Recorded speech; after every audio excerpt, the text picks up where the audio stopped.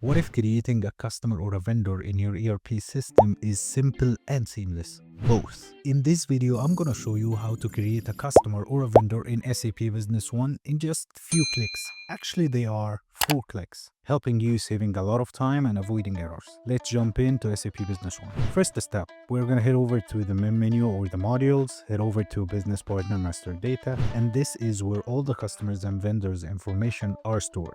Second step, we're gonna need to make sure we are not in the find mode, so we click here to the add new, and then whether we are creating a customer or a vendor, we need to ensure that we're choosing the correct one because the system needs to organize them correctly for reporting and invoice. Third step, we're gonna fill in the key details. First, we start with the business partner code. It must be a unique identifier for your customers and vendors. Then the business partner name, which is the official business name, and this will appear on all your documents and report. Next, we will set up the business partner group. This drop down helps you categorize your business partners for better organization and reporting. Then the currency field, choose the primary currency. Moving to the general tab, here we set up the contact person, which is the main point of contact.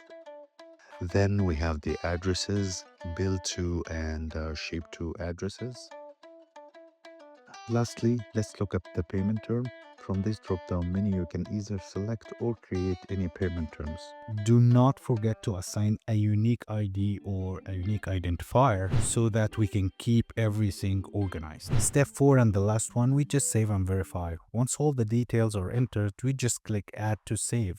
This means that the new customer or vendor is now ready to be used in any transaction. With SAP Business One, adding a customer or a vendor is pretty straightforward, ensuring your business stays organized and efficient. If you want to learn more about streamlining your operations with SAP Business One, please make sure to subscribe to our channel and wait for the next one.